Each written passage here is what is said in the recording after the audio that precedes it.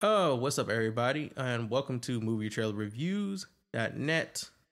I'm your host, Phenom Black. Chris is not here, but I am accompanied by my lovely fiance, Ash. She's stroking my shoulder, and we saw a film about 2 weeks ago. Was it 2 weeks ago, Ashley? Yes. Called The Book of Henry. So Ashley's going to read the description. Oof. Right here on she's right there. Oh, okay. I'll blow it up for you. There you go. My glasses on. Okay, just this part. There you go. Okay. With instructions, that part? Yes. Okay. With instructions from her genius son's carefully crafted notebook, a single mother sets out to rescue a young girl from the hands of her abusive stepfather. It is directed by who? Colin Trevorrow. Right. And it stars. It stars Naomi Watts, Jaden Lieberher, Jacob Tremblay. I'm probably butchering those names. I feel like Lieberher is the closest you'll get to being right on the first time with that young man's name. So, essentially, this was not a big, huge pushed film. There was a bit of buzz surrounding it, but you probably didn't see a whole lot of commercial or advertisement for this. And I feel like this was one of those, could have been a Hallmark Lifetime film, but made it to the big screen. Hallmark films are really bad. You don't, all of them are bad? Have you watched one? Not since I was 11. I mean, just because there's a friendly white lady starring doesn't mean that it could have. No, I think it's a Hallmark film because it's so damn sappy. Like, it is a really gut-wrenchingly sappy story. Like, how many times on, I'll let you use two hands, how many times on 10 fingers do you think you cried during this film? Two hands. So that's not even something I can tally. You cried a lot. Yes, it's more like a duration thing. Like, how long did I cry? Okay, so on two hands, each digit being 10 minutes, how long did you cry? I mean, there was a good chunk of time, probably like 15 minutes. So, I mean, there's that. No, probably because I cried in the middle. I know I probably cried at the end too. Mm-hmm. I definitely cried on the way home. You cried in the car beside me? I didn't see those tears. Maybe I didn't. Okay. In my brain, I did. Yeah. So this is an interesting film. Like, Ashley read the description, but essentially, this boy Henry is like an 11 or 12-year-old super genius. He's really on the path to becoming a fucking supervillain in a DC comic book, but he's insanely intelligent. I mean, to the point that he plays the stock market. He's the financial advisor for his family. He reads math books forwards and backwards and upside down and inside out for fun. Just for fun. He has like the Iron Man gene where he can build anything out of anything and make it something amazing. He built the most. More time was invested in the treehouse he built than was probably invested in our own home that we're sitting in right. It was so much shit going on with Henry. Henry was a man of little words and many gifts. Henry was good with gadgets. Yes. Not so great with people, but good with gadgets. He was a really nice person. I mean, he was nice, but I mean, he was about business. He was about getting shit done. He was so smart that he did not entertain the savagery of man. So while other kids were picking on each other in school and flicking spitballs at each other and pushing his little brother down on the bus, Henry was like picking his brother up and dusting him off and saying, it doesn't matter. When that young man that pushed you down becomes an adult, he will have no one. He will have nothing, no job. He will probably become a meth head. So, it's okay. You'll do better than him in the end. Like, that's what type of person Henry was. He was beloved in his class despite being kind of awkward. I didn't realize he was so beloved until... I mean, he's that kid that everyone likes that's kind of like strange, but... He spends most of he's missed if he's not there. Yeah, he spends most of the beginning of this film talking to adults like they all should stop talking to him like they're kids. Like they're kids, not like he's a kid. He talks to adults like they're kids. When you're your mother's financial caretaker. I mean, she's a waitress. They live in the most bumfuck town of all time. Later on in the film, we find out exactly how much money Henry has netted from playing the market for God knows how long, since he's only 11. But it'll make you cry again. Probably as hard as Ashley did when you realize this 11-year-old was out here setting up his mom to not have to work again for the rest of her life. And he was only 11. So as a character, I thought Henry was good. Like, I liked the story. I thought so too. And then he died. But is that a spoiler? It's not a spoiler. He fucking dies. He dies. And that's where the tears started. He dies in one of the saddest fucking little white kid deaths I have ever had to sit through in a movie. And it literally came out of nowhere. Like, you think it's something wrong with him, but there's so much other shit going on that Henry is worried about himself. When he died, I didn't even realize he was dying in that scene. You didn't? No, I didn't realize that was his last moment in the movie. I did. I was like, wait, what's happening? What's happening? And then he just dead. He's like going towards the light and whatnot. It is one of the saddest things I've ever seen. Like, it was immensely emotional. And then you have all these characters that just keep crying about Henry's death. These little kids, his mom, like the waitress played by Sarah Silverman. It was so fucking sad. And the movie has the gall to keep going after that. There's a whole nother story here. It's one of the rare times in a film where they change the protagonist from being one person to another person. Henry is the protagonist for the first half of the film until he just dies right in front of you and you cry for 5 minutes or 20 like Ashley did. And she's shaking her head like she didn't cry for 20 minutes. It was so sad. And then Naomi Watts becomes the main character, and it's about her fulfilling the wishes of Henry and discovering that, you know, it was some really sad shit going on with a girl next door to them. Like, there's a whole nother story here. Like, you get hit with one tragedy and Henry dies, and you think that this family's gonna fall apart because he was the glue. Double whammy. And then you realize that this girl next door is being abused. Now, okay, so I thought it was physical abuse, but clearly it wasn't. I don't think that was really addressed. We're not really informed as to what type of abuse it was. I think, given the way this film ends, that it was sexual abuse. Why? Okay, so all right, spoiler, y'all. A lot of spoiler. Yeah, a lot of spoiler. Y'all probably won't see this film anyway. So, spoiler.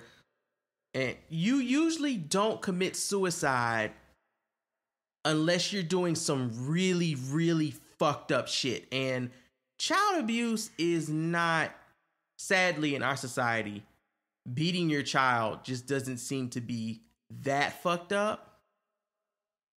But sexually molesting your stepdaughter after possibly murdering her mother.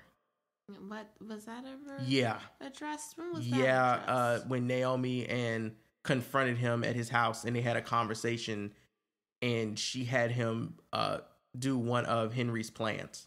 Mm-hmm. Yeah. Pick up on that. Yeah, but you typically don't shoot yourself in the head with like a .44 Magnum. This is really unless you've been sexually abusing a young girl. You really think people aren't going to see this movie, do you? I don't think people are going to see it because it's already bombed at the box office and it's getting slammed by critics. It was so great. Critics gave it a 23% positive rating. It was too heavy for America. I thought it was a cute, sweet little melodramatically sad, sappy film. But you're not touching on what makes it sweet and cute and fluffy. Well, that's why you're here. I'm hard. So Henry had a little brother who was the cutest little fella in the world with his big glasses and his bright brown eyes. I just was like, oh my gosh, we can't continue to watch this movie because I need to adopt him. I need his papers. But what's his name? Where is he? Microphone lady. Oh. His name in the film is Peter Carpenter. Peter Carpenter. Peter was adorable. And he's played by Jacob Tremblay. And yeah, I really like Peter. I thought Peter was cool. He wasn't as smart as Henry, but he looked up to Henry. He followed Henry around. And he was really lonely and sad when he became the adult in this film for the second half of it, up until Naomi Watts finally woke the fuck up and realized she needed to be an adult. Mom was like, let's just pack dessert for lunch every day. Yeah, she really did make him cookies and shit for lunch, and I'm not exaggerating. It was cookies and shit for lunch every day. Trying to make him happy. Yeah, they didn't really do a lot with the girl that was being abused, Christina. Like her last name isn't even listed in the casting, but she was played by Maddie Ziegler.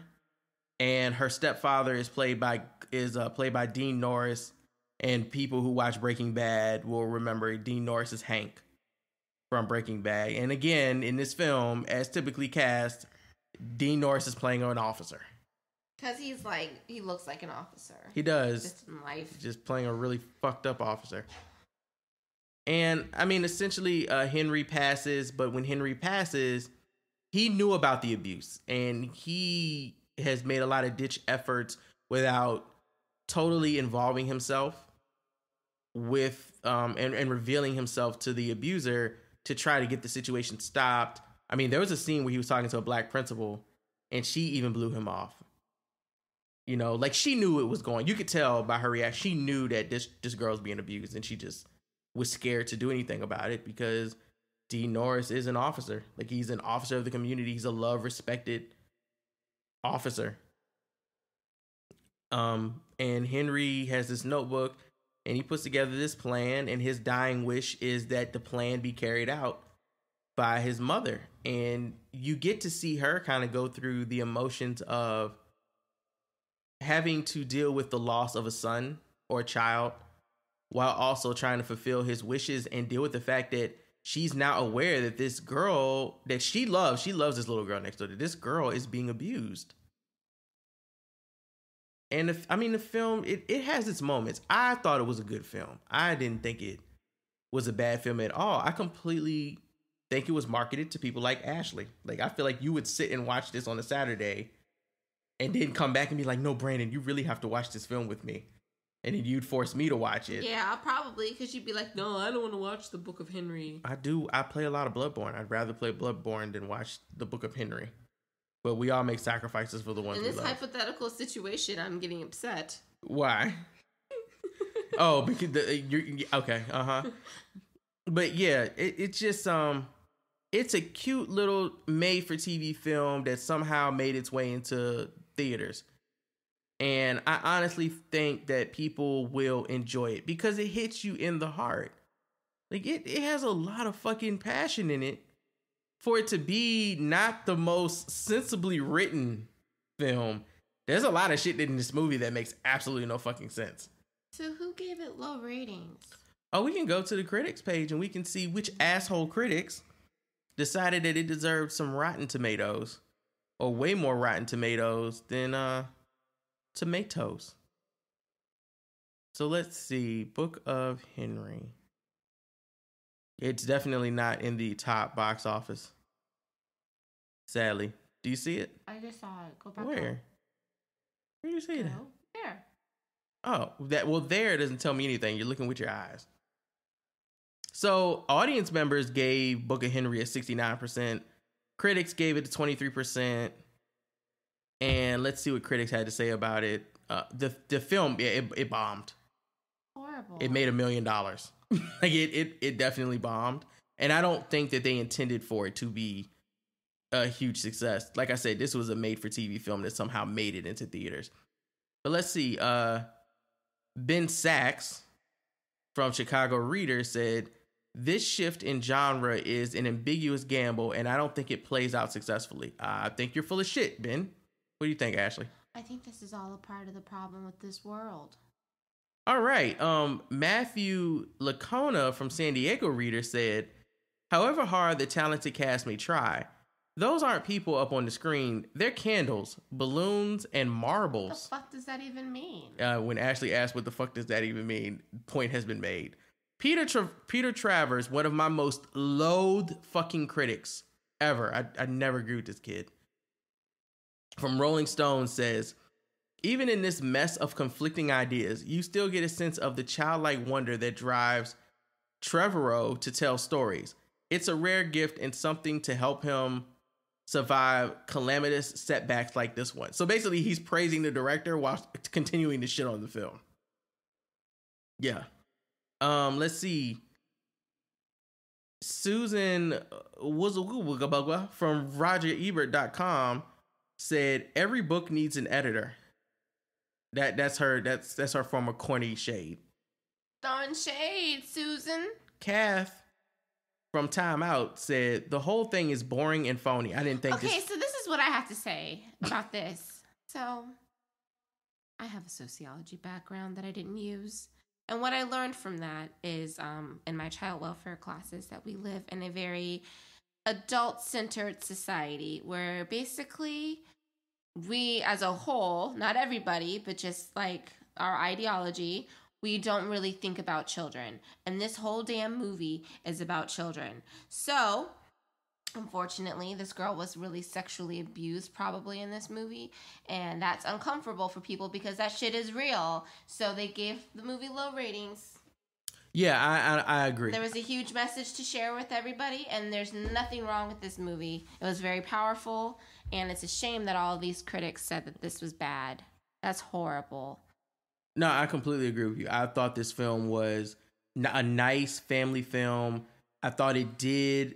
I think it does make adults think, wow, we really don't give enough respect to children. And it wasn't because the whole story is through children. It's not adults saying that this kid is being abused. It's literally through a child and how like his voice was not heard at all. And that girl's voice wasn't heard. And it wasn't heard until somebody died, and it still, was a problem. And people knew what was going on with her, and they were too scared as adults to save her. And that's some serious stuff that actually happens in this country. I have several research articles on that. But my point is that all these people, they suck because this was a real life event that happened somewhere to somebody.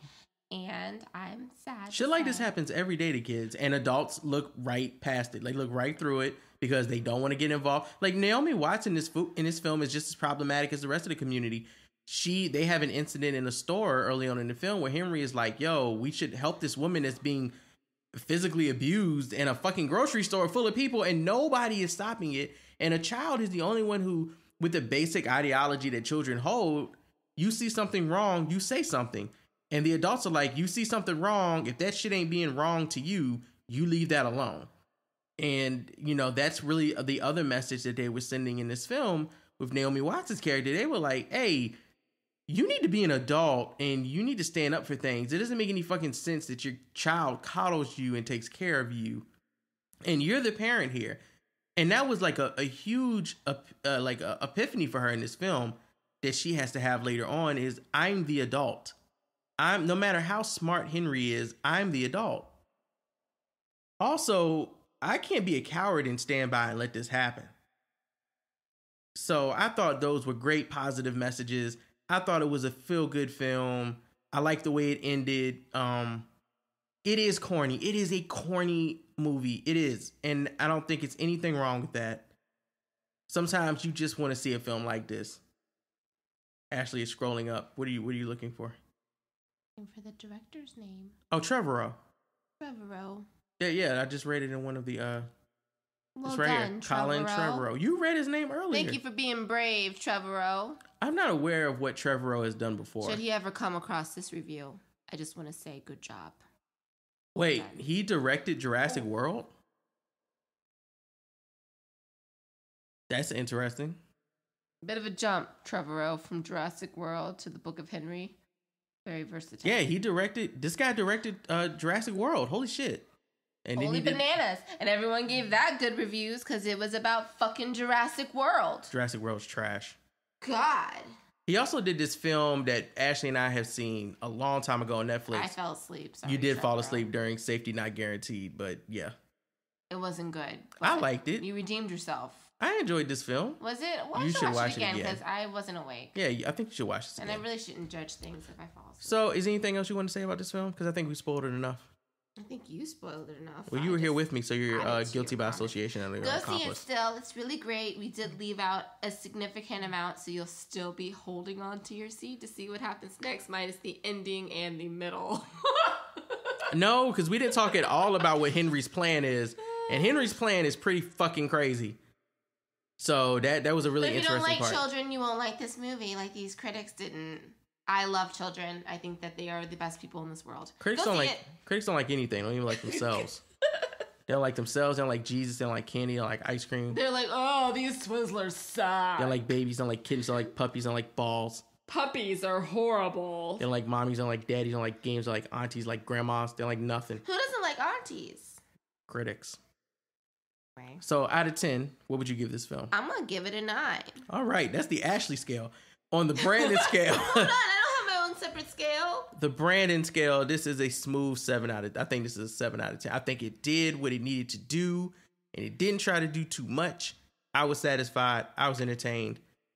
Go rent Book of Henry because it's probably at Redbox right now. It only made $1 million. So it'll probably be at Redbox tomorrow. It's probably gonna be on Netflix by the time you finish this review. It bombed. So that's good for you because you get to watch it on Netflix. This shit will be on Netflix before The Defenders. Lucky you. Yeah. All right, and Glow. All right, y'all. We will holler at you next time. MTR Network.